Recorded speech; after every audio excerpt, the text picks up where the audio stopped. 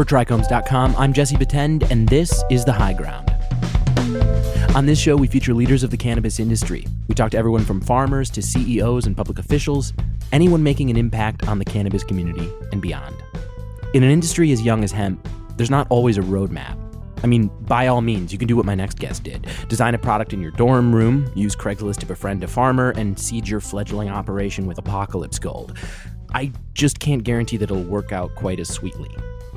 Today, I'm joined by Evan Marshall and Lindsey Holthaus, co-founders of Plain Jane.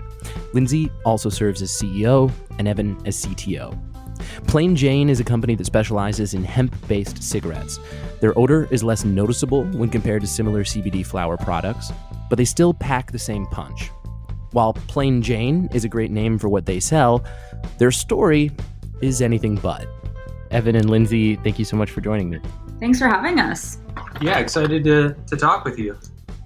I kind of wanted to start with the story of Plain Jane, which, if I'm not mistaken, kind of starts back in college. How long ago does the story start? At this point, it's probably around 7-8 years. When I was in college, my roommate and I, one January, made the bright decision to grow weed in our fraternity. In hindsight, it was not the smartest thing to do. The laws were extremely different back then. 7 years ago, it was a pretty scary thing to do. We pretty much just wanted to do it because we thought it was stupid we couldn't. And also, we were spending a lot of money on weed. So it's not like the most noble thing, we just wanted to, it seemed like kind of a fun thing to do. And yeah, it really was. Is this like a dorm room setup? Like, what are we talking here? Tiled floor, extremely important when you have that much water around. And we were in the basement of our fraternity, which was in downtown Boston. So if you've ever been to Boston, there's this giant park that extends through, a couple miles of the city that heads to the Commons. And this is called Ave or Common Avenue.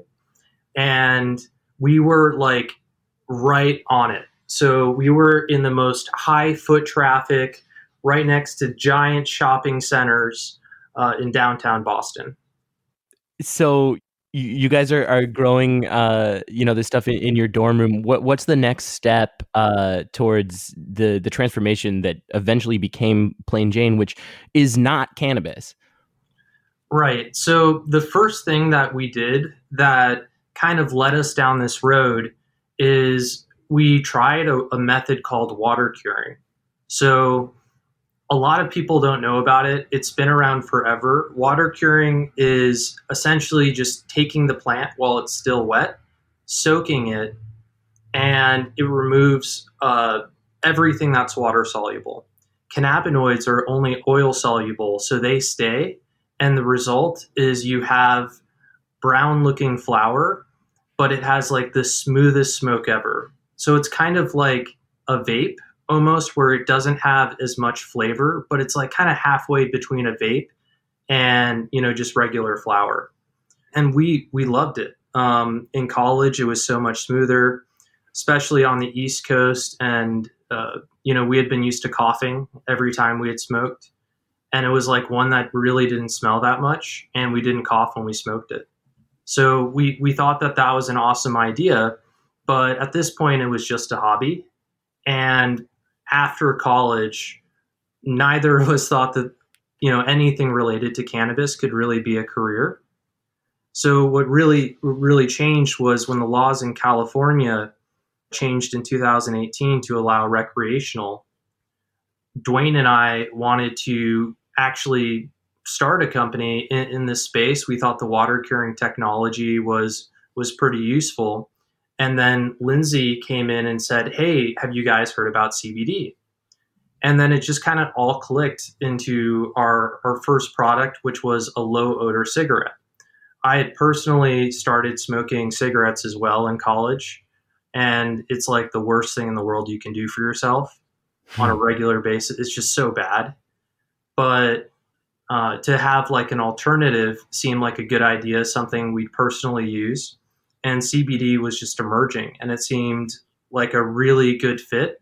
And kind of as we've gone on this journey, we've discovered other needs. Lindsey kind of brought in the whole vision that CBD was too expensive. So this was like early 2018 when a kilo of isolate would go for, $7,000 plus, and we thought it was crazy how expensive CBD was given the economics of growing it. So that's really what we created a brand around, with the low odor hemp cigarette as our first product. I want to bring you in, Lindsey, right around the part of the story where you enter. How did you get first introduced to Evan and Dwayne, and what did you think of these guys? So I quit my job in 2017. I used to do public health care policy for Maryland. I'm from the East Coast. And I was just kind of fed up with the whole bureaucracy. And I was like, I'm just going to quit my job and I'm going to travel. Well, while I was traveling, I think I met one of their fraternity brothers in Spain. And then he visited me in Baltimore, and he brought Dwayne to my house because Dwayne's also from Baltimore. So we're from the same city. And a couple of months later, we all went to Cuba together. And that's when I met Evan, and he and Dwayne were talking about how they were both going to start a company together. And they were just kind of brainstorming what they were going to do and what they were going to come up with. Dwayne became like my best friend at first. Like, we traveled a lot. We lived in a bunch of different countries together. Evan, surprisingly, I was like a little more, maybe he was more off-putting because I thought he was kind of like pretentious and this like smart tech guy. But now that I got to know him, I know that he's nothing like that. He's still a smart tech guy, but not the kind of persona that you normally see in Silicon Valley. Yeah, don't judge me by the way I speak. Okay, and so like, what was your history with CBD? And it feels like that is the missing piece of the puzzle. How did that kind of click together for you, and why did you know that was the right move? So I visited my friend in California a year before that, and he was working for a CBD company at the time. So he introduced me to it. And I had just been diagnosed maybe a year earlier with an autoimmune disease. And everybody was like, you should smoke weed. It really helps with this. But I didn't actually like smoking weed because it makes me paranoid. Maybe about 50% of the time it makes me paranoid. So I don't really like to smoke it. But I started smoking it to help with this condition. And then he introduced me to CBD, which gave you all of the medicinal components, but not the head high, which is what I was always afraid of.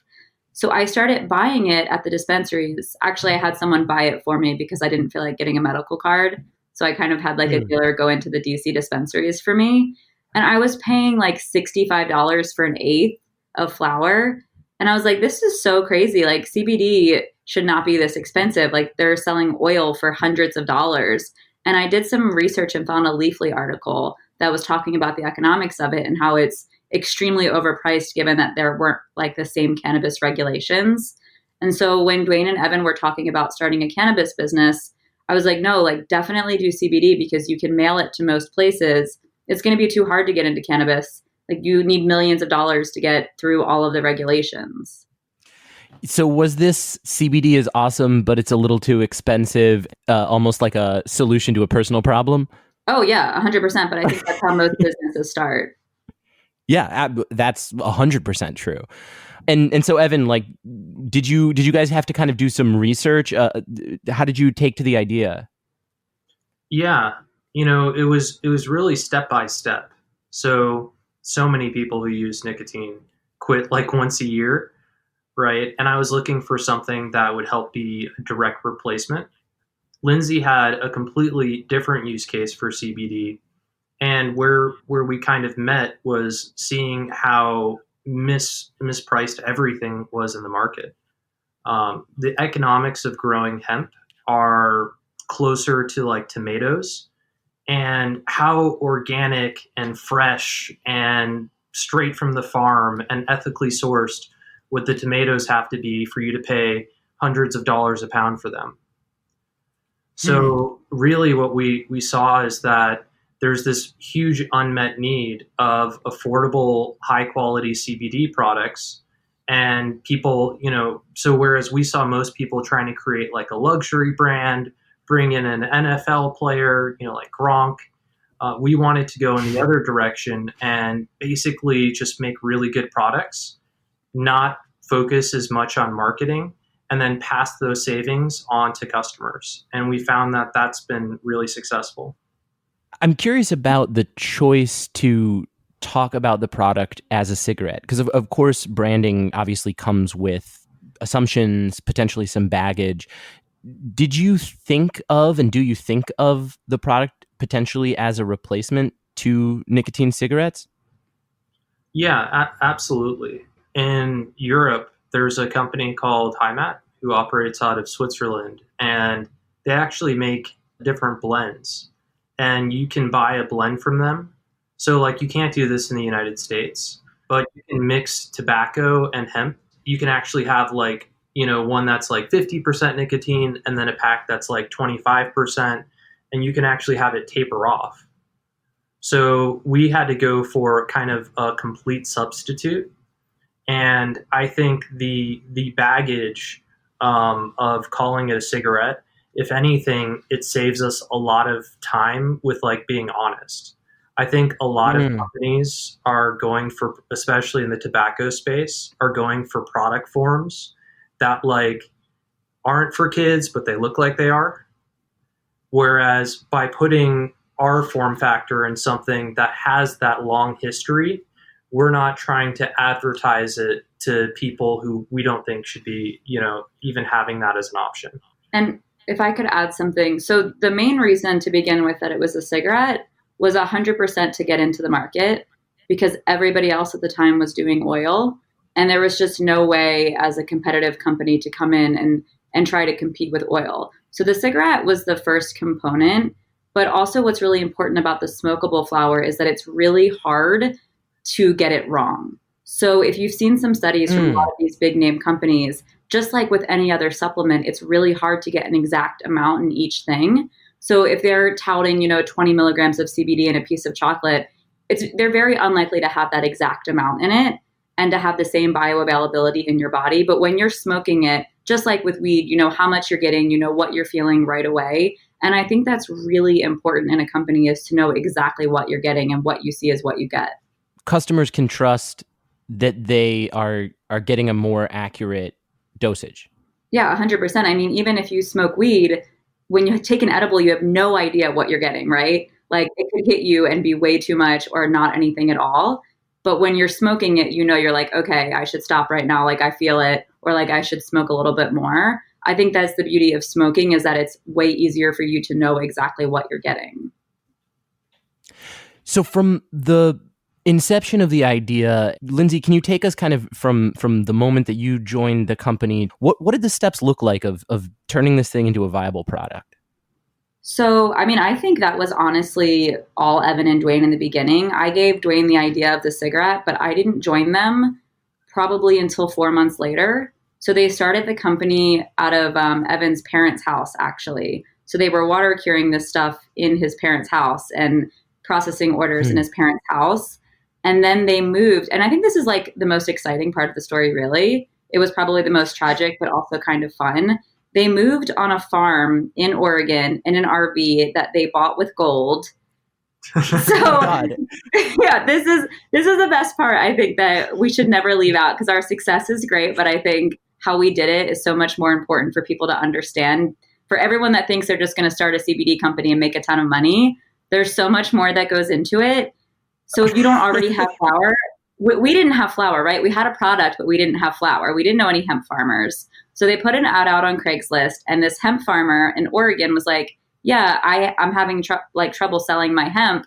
If you come out here and I let you live on my farm and, use my production license, you guys can sell my hemp. So they moved out to Oregon. They bought an RV with gold. These are two kids from MIT that lived in Boston in a fraternity house with a bunch of rich kids. They're living in an RV on a farm with a porta potty. They have to walk uphill 20 minutes to use every day with no hot water, nowhere to cook. I joined them probably in after 2 months. So I think this was in October. I came up to the farm, and then there were 3 of us in this RV with no hot water and no bathroom. And there's just 3 of us living in this tiny RV, and we're working out of a horse barn. And we probably have, I don't know how many orders a day, like 50 at that point. Yeah, something. 25 to 50 orders a day. We have no money. We're operating with like $1,000 every day in our bank account. Evan has to take a second job, doing tech stuff during the day just to pay us so that we could survive while we were losing money trying to get this product out there.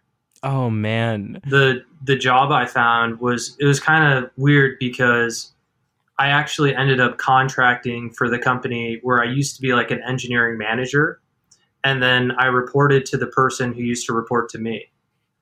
So, living out of an RV, reporting to someone else who used to manage, self-confidence was super low. Yeah. At that point, I was just trying to make it a job. The company was founded like totally on personal savings. We didn't have all the crazy Silicon Valley people who are just writing $1 million checks. I haven't met one. So, we started on savings, but it did make me feel okay that like I had a skill I could fall back on. But at that point, I was just so scared of failure. I was trying to do anything to make it work. So feel free to just be like, I can't get into it, but I feel like I have to ask for a follow-up on the gold, the RV, the Craigslist guide. Like, how did that all come together? And did it feel like a risk to you, or did it feel awesome in the moment?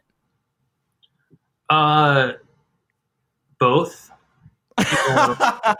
That's honest. It felt, you really start questioning, like you start looking at the whole path your life has taken when you're in the middle of nowhere on someone else's land and you're trying to figure out how to get an RV from one place to another. And it turns out that your personal bank, right, just happens to have no branches there. So you can't get out money. So I always kept gold coins as like, I don't know, like in case the apocalypse comes, it's probably good to have a couple. But yeah, that's how. So I just had that as collateral, and we bought the RV in gold. So you just like packed it into the back of your car and drove it over? No, I had to hire another guy on Craigslist. Oh, I should add that while we're doing this, okay, we were staying in an Airbnb, which was another trailer. There's a cop. Okay. And it turned out the guy who owned that trailer was a cop. So wow. So he had like the sheriff's department truck, and we're like, things are not going great right now. I think being scared too. So we were doing this before the Farm Bill passed in 2018. And so our packages were getting seized left and right. And at the time, there was nothing that we could do to get them back. And we were worried, honestly, every time that we went to the post office. I mean, Dwayne was Black, right? And he's like one of the only Black people in Oregon and where we are. So he was like, I'm not going to the post office. Like, send one of you. You guys are white. Like, you're way less likely to get arrested. But and he's right? Like, that's just how it is. Yeah. We were like always scared dropping packages off at the post office. We're in our RV trimming weed or trimming hemp until midnight and like spraying down these packages with alcohol, throwing them outside so that they like don't smell. We were doing everything possible to get our packages not to smell so that they didn't get seized and that we didn't get arrested. So yeah, it was a little scary. Yeah. A lot of our fear was just unknown, right? Like we didn't know how things worked because we would read articles about how CBD shipments were getting seized by bigger companies and how those bigger companies were winning lawsuits to get them back. And that was kind of our hope. That was our inspiration that like what we're doing is legal, right? Bigger companies are sending out distillate, full spectrum distillate, and they're able to get their products back. We should be able to send out flower under the same guidance, but like the laws hadn't caught up. Right? We didn't get them back. We lost a lot of money. The first year, we lost so much money in seized packages, stolen packages. So many different things happened where we lost so much money just trying to get it through the mail. But now we have a great relationship with USPS. So we've gotten past that and the laws have caught up. In those early days before the laws did pass, I heard, Evan, you've said in the past that you had to meet a customer in like a Safeway parking lot. So that was the first indication that we were doing something right. Hmm. One of our first 15 customers, she didn't want to wait for the shipping. So Wow. she was like, "Hey, I saw you guys are in Berkeley. Um, could I meet you somewhere? Because I'm also local." And that so many moments that just felt really sketchy, right? That's definitely up there. Meeting a customer to give them a product in person, but she didn't really want that much, and she was like really kind and basically told us that her son uses it for his migraines, and it's like the only thing that helps. So that was the first early sign that, we were actually helping solve a problem. Hmm. You guys kind of had built this sort of user experience. You put a lot of thought into what you wanted the product to kind of feel like to people, and some of that deviated away from what was the norm. So the box didn't necessarily look like cigarette packaging, and part of, I guess, trying to be unique meant discovering your own challenges, and part of that led you back into realizing that you didn't have to like necessarily reinvent the wheel. And I think there's a really interesting lesson in that. Yeah, absolutely. So early on, when we were making our packages and are designing our boxes, we spent like 2.5 or 3 weeks. I learned CAD to design how our boxes folded. And the reason it was so complicated and we kept going back and forth was because we wanted the box to have matches in it. And we thought, oh, this is such a great idea. A cigarette box that has matches in it. You need to open it and it's already there, right? How convenient. Um, Over time, we've realized that if someone sells hundreds of millions or billions of things, they probably have a good reason. Like consumers didn't care that it had matches. It we were counting out matches because we couldn't fit a full box of matches. So we were counting out like 8 matches that you put in. Oh, we'll put in 10. We had a couple. I mean, it was just so it was really short sighted. And early on, you solve all sorts of problems like this that don't really exist, right? Um, I think that a lot of the time could have been better spent on really just getting value for our customers, which is getting better products at better prices.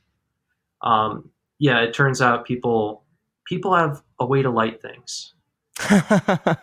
You really don't have to do everything different, right? You don't have to do every single thing like in your own unique way. It's way better to choose like the 2 or 3 things that are going to make you unique. Focus on those. Sometimes you'll end up doing something stupid because, large groups of people, but most of the time, if a big company is doing something like not putting matches in any cigarette box ever for the $500 billion cigarette industry, it's probably not a good idea to do. We're obviously in a very strange moment. The entire world is. Um, Lindsey, what are you guys looking forward to in the near future, and what are you maybe paying attention to as a company in navigating the current moment we find ourselves in? So I think we're actually really fortunate because we were an essential business and our sales have probably increased along with every other cannabis, alcohol, tobacco, any type of company like that.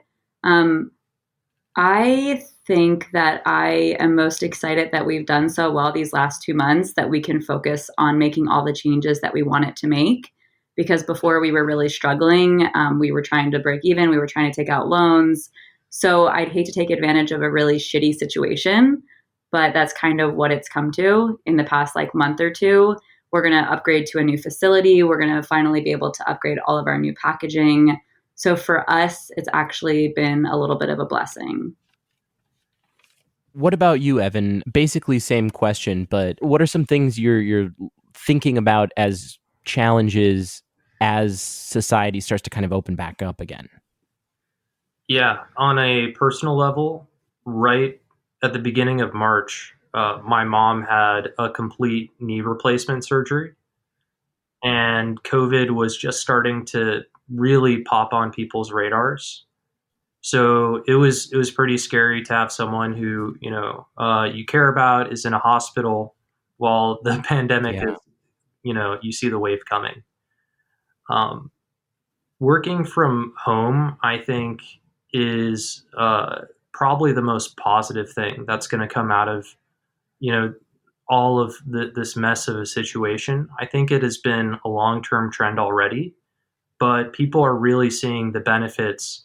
Like, there's so many jobs where you don't have to commute an hour and a half every day, and you can use that time to be healthier and to spend it with people you want to. There are way too many jobs where you get rewarded for having your butt in a chair, and I'm so excited to see a lot of those jobs disappear. Lindsey, do you see yourselves as a competitor, a future competitor to the tobacco industry? And how do you think about that? I assume that you have to be cautious in some ways, but that's a significant rival. So I think that the tobacco industry is a rival, but I think more it's probably big pharma. A lot of our customers actually use our products to get off some of their pharmaceutical drugs that give them a lot of side effects. That's fascinating. And we would never tell anyone to get off of their drugs. I always say, talk to your doctor first. We can't say that it's a complete replacement, but for a lot of people, they have told me personally that they've reduced a lot of those drugs that they take. So not only does it help them financially, but it helps them have a better quality of life. I'm not here to be, the number one competitor to tobacco. I think tobacco is always going to be around. I think nicotine is going to be around, whether it's in a smokable form or another type of form. I think it's addictive and it's definitely here to stay. All that I think is that we are helping people have a better quality of life and reducing some of the other substances that they use. And Evan, you spoke about it as the idea almost coming from your hope that you wanted to replace your own, cigarette habit. Just on a personal level, has that been successful for you? And is that something that you might recommend someone who's curious about weaning themselves off of cigarettes or stopping smoking altogether could consider? Yeah. So right before right when I quit my job and right before we started Plain Jane, I spent 2 weeks just quitting nicotine. My girlfriend can attest how miserable I was. Like, I was infectiously miserable, just all sorts of attitude. And it was really like starting the company after coming out of a nicotine addiction, because I personally didn't think I could honestly get rid of my nicotine addiction while working a job, because I just thought it was too disruptive. So I waited until I quit my job, and then I quit nicotine, and then we started this company. And it, that a lot of the motivation and the timing just happened to work out that way. As for other people, we have seen, we've surveyed our customers, and right now we think it's around a 3-to-1. So for every pack of cigarettes that you smoke from hemp, 3 packs of tobacco cigarettes are eliminated.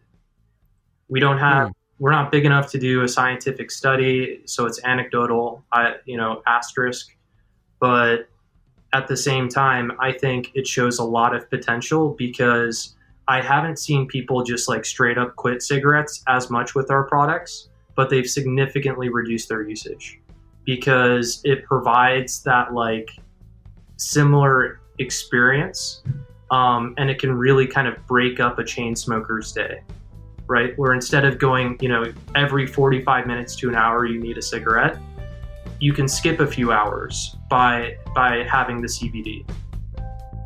Evan Marshall is co-founder and CTO of Plain Jane. Lindsey Holthaus is co-founder and CEO. It's the one thing I have the most of in this entire world is CBD cigarettes. Yeah. Like no money, but CBD cigarettes, I got you. Spent all the gold, but you have, yeah. I don't even have the trailer anymore. We traded it for distillate. We did. You guys literally are reinventing being scrappy, and I love it. I'm so happy to be out of that trailer, though. It wasn't bad because it was just like a trailer. It only had electricity, so it didn't have running water. It didn't have let alone heated water. Didn't have plumbing. So, basically we would shower at the gym at Planet Fitness. Thanks, Planet Fitness. Yeah, we're not downing trailers. There have been really nice trailers that I would love to live in. This was not one of them. I'm sure it's fun to look back on, but I also imagine it's nice to be out of there. You can find more cannabis industry reporting at TRICHOMES.com, as well as more great shows like this one. If you're a member of the cannabis community and you have a story you want to share with us, reach out. You can reach the show at highground@TRICHOMES.com. Please take a second to subscribe to the podcast and write a review. It really helps others find the show. You can also join the discussion with industry insiders and get your voice heard by joining the community at TRICHOMES.com and following us on all social media. The High Ground is produced by David Fortin. I'm Jesse Betend, and thank you for listening. The horse barn wasn't that bad. It was converted and painted. It just wasn't air conditioned or heated. It was freezing. The printer wouldn't even work half the time in the wintertime. It was so cold. Yeah, you had to warm up the room enough for the printer to want to work.